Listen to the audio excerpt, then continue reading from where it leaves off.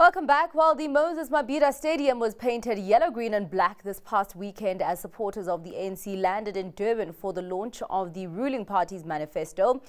Ramaphosa took to the podium hinging its manifesto on job creation and reviving the economy by supporting small businesses. And joining me now as we get a business reaction to the ruling party's plan is CEO of the SA Chamber of Commerce and Industry, Alan Mukoki. Thank you so much for your time, Alan. I promise my outfit was not intentional. I just actually realized now as I was reading the intro that I'm wearing the colors, one of the colors of the ruling party. But 30 years of democracy, and I just want to know from you, has the ANC laid a sustainable and solid foundation for business to thrive, or are they building blocks that are missing that make the foundation and structure of the economy shaky? Well, I don't think that they themselves, I think that they themselves would admit that the performance has not matched the ambition or the plan. So not because we say so, because they themselves agree that it is so. The performance of the economy indicates that as well. The lack of jobs being created, high unemployment rates, high youth unemployment rates, and South Africa, in a sense, not really finding itself where it should from a potential point of view. All those are things that I would think that even the ruling party itself would agree they have not done particularly well in those things. Stabilizing the country, absolutely. That is something that they've done exceptionally well. We live in peace times. This is not Afghanistan or any other environments where bombs are exploding all about us.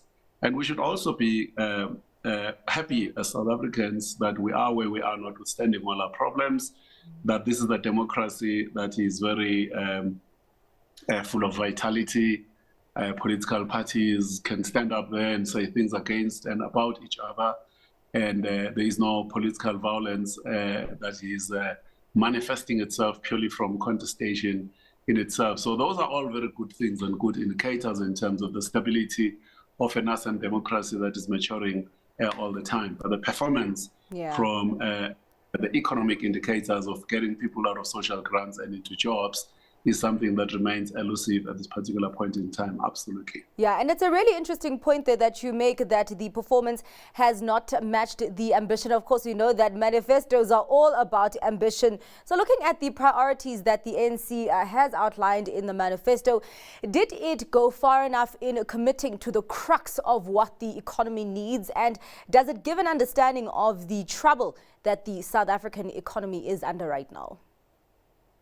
I think the ruling party does appreciate and understand, because we are in constant communication. Everybody else knows the ruling party, or the ANC in this particular case, is part of the conversation on about everything else that is taking place, purely because they are, after all, the policymakers, they are the legislators, they are the regulators, and they are the decision makers in terms of putting a number of people into positions of influence, where they're supposed to be moving the needle forward. But we don't necessarily think that the issues are being captured correctly from a root cause analysis. In other words, if you take all the previous manifestos, actually all the way back to 1994, the issue of jobs was always there. Of course, you had RDP, you had peace, stability, violence, and other things in that very, very first election. But the issue of jobs has always been a very consistent theme.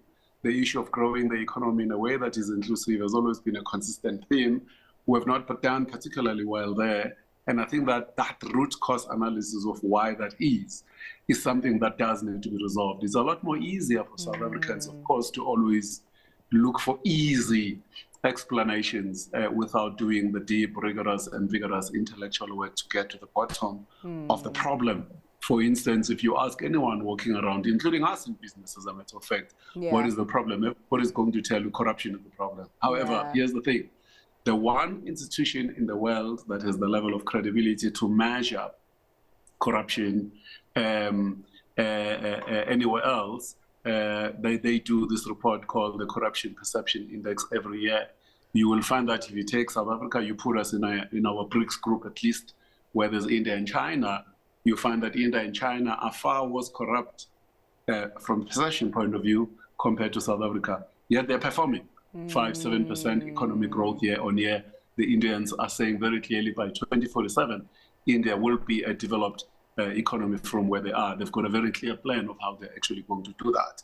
We seem to be looking for easy excuses. Yes, corruption is a very big problem, but the issue of competence and incompetence is a much more wider, much more bigger problem in terms of making sure that we have the right people who've got the right competencies, who've got the right skills, who've got the right culture, the right values at a leadership level. And if we don't do that, then we will lack self-awareness. When you lack self-awareness, it's the biggest weakness all of us can ever have. You are not likely to solve the problem because you might just be the problem yourself. Yeah. And if you don't know that you're the problem, you're not able to remove yourself from the scene or put the right person in your job because you've now realized that, oh, maybe my leadership style is part of what is causing the lack of performance in South Africa. Yeah. And I mean, as you're talking about competency, I want to also go into the sphere of collaboration. So even the tagline in the manifesto says, let's do more together. And I get that now the ANC has been making moves to include the private sector in critical sectors in terms of bringing effective solutions. But at this point, is it not too late to be bringing in that collaboration? Could it not have come sooner?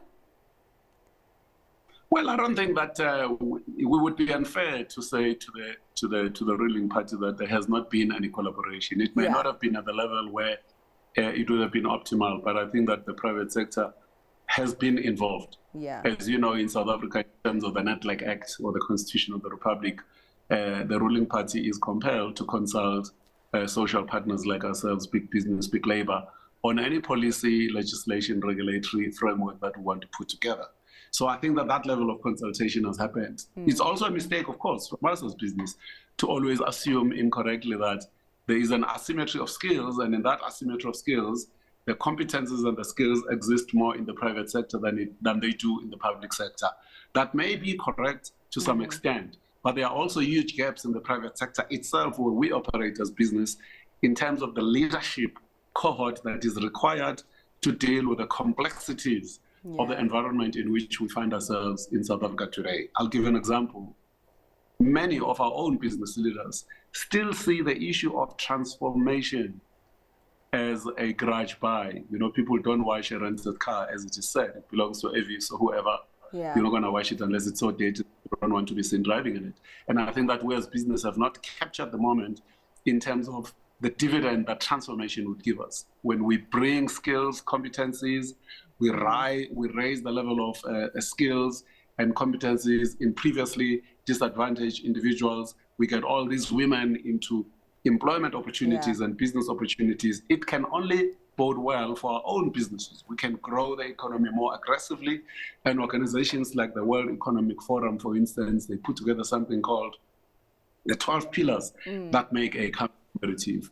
The issue of the size of your market and the human capital index is one of the most prominent of those 12 pillars there. So we need to invest, and I don't think that we as business ourselves, from a leadership point of view, have taken the time to think very clearly and thoroughly through about what are we going to do around that particular area of driving transformation, because we're building markets for our own products and services, and we need to be able to take advantage of that. Yeah. Well, thank you so much for those insightful words. Really, really appreciated, Alan. That was the CEO of SACCI, Alan Mukoki.